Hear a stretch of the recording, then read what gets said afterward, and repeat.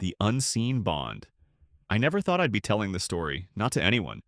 Only my fiance and I knew about this.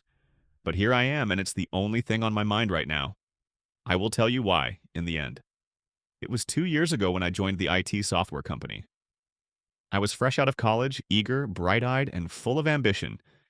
And there he was, Frank Durell, a senior in the office, known by everyone, respected by everyone. I could see it from the first day I met him. Frank was everything I aspired to be.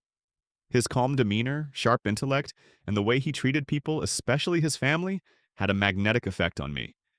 Frank had this quiet strength, and his love for his wife was something that always stood out. He would never skip a call from her, never change plans if they had already made something together. There was a devotion there that I couldn't help but admire. As the months passed, I became closer to him. He wasn't just a senior, he was a friend. We'd grab drinks together after work, chat about life, and he'd always offer wise advice. He helped me set up my apartment when I moved in with my fiancée. He even offered to assist with moving furniture. I respected him more than anyone else in my life at that point. Frank's love for his wife was like an anchor in his life. He rarely attended evening parties or social gatherings, always preferring the company of his wife and her large family. I remember thinking how strange it was that someone could be so committed, but it was beautiful too. Then, one day, everything changed. It was a typical morning at the office when Frank collapsed at his desk. It was sudden, terrifying. His face twisted in pain, his chest heaving. I rushed to him, trying to stay calm as I called for help. Frank barely responded as they rushed him out of the office. I was terrified, panic flooding my senses. He was always so strong, but now he was so vulnerable. In the chaos of it all, I realized I couldn't reach his wife. His phone was locked. I didn't know the password. The hospital wasn't far, but how would I contact her?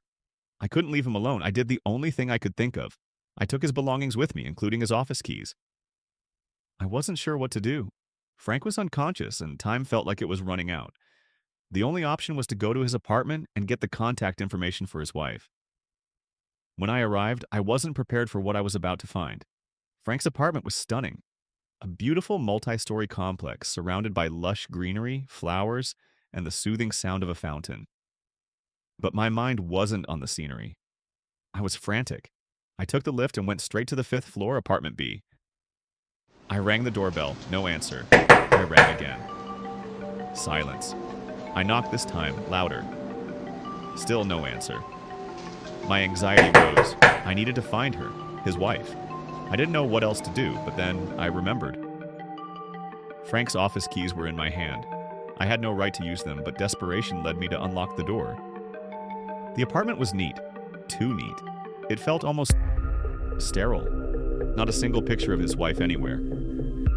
The place was organized, but there was something unsettling about it. I wandered through the rooms, heart pounding, wondering if I was overreacting. But there was something wrong. I checked the bedroom. Empty. The guest rooms. Empty. The living room. No photos, no sign of her. Then I heard it. A woman's voice, faint but clear, coming from somewhere deeper in the apartment. I froze. My mind screamed at me to leave, but I couldn't move. It wasn't the voice of Frank's wife. It was someone else, I think. Not from a human, at least. I stumbled back, my fingers shaking as I opened the nearest drawer. Inside, there was a photo of a woman, but it wasn't his wife. The photo was old, faded, and there was a death certificate underneath it. The date, 5 years ago. My mind raced. I couldn't breathe. What was going on? Why was there a death certificate for someone who had passed 5 years ago? I continued searching, desperately. In another drawer, I found Frank's journal. As I flipped through it, I felt my blood run cold. Frank had written in his own hand that he was living with her, that he was still with her. I couldn't comprehend it. How could this be? Who was this woman? Suddenly, whispers filled my ears, quiet at first, but growing louder. My pulse raced as I stumbled out of the apartment, my legs weak. I quickly tried to open his cupboards to check if there were any women's clothes. I had to get out. My head was spinning, the weight of the truth pressing down on me like a suffocating cloud. I didn't even stop to think. I rushed to the hospital, left Frank's belongings, and then I went home. I couldn't think straight. On the way, the doctor said the emergency surgery had been completed due to a heart attack and that Frank could be discharged in 2 days. I couldn't listen to the doctor anymore, but I was terrified by what had happened and couldn't get it out of my mind. The whispers, they hadn't stopped. The unease stayed with me. I heard from another colleague that Frank woke up that night. The doctor said he was stable, everything was well with him, and he would be transferred to a normal ward. A few days later, he was discharged. But something had shifted in me. I couldn't look at him the same way anymore. I took off the entire week. Every time I tried, I saw that photo. I heard the whispers. It was too much. I told my fiancée, and she was also terrified. She said, "No way are you returning to the office. What if he's a demon? Or I don't know, whatever." The fear clouded my judgment, and we both were terrified. I quit my job the next day. I didn't know how to explain what had happened, and I didn't want to. I never spoke to Frank again, never saw him again. He tried to contact me, but I couldn't speak about it nor ask about it. I sent him a message after 3 days. "Hi, Frank. I am dealing with some personal problems and need a break from it. I am unable to speak to anyone else on this. I need to take a break from everything. Sorry. Hope you and your health are okay.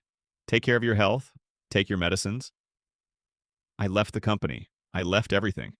To this day, I still don't know the truth. What happened to Frank's wife? Why had he written those things in his journal?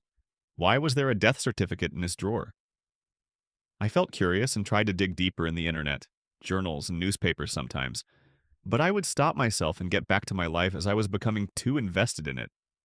And the most terrifying thought of all, who was the woman I heard whispering in his apartment? I don't know if I'll ever have answers. I recently met a previous colleague in the new state I moved to, and he said Frank died last week unexpectedly. I don't know what to do, but I felt very bad and started to grieve a lot. I miss him. I can't understand the bond yet, but I wish now I should have been there for him. But now the memories, the fear, the unbreakable bond, and the whispers will stay with me forever. Follow Mr. Terrifying Nightmare Channel for more.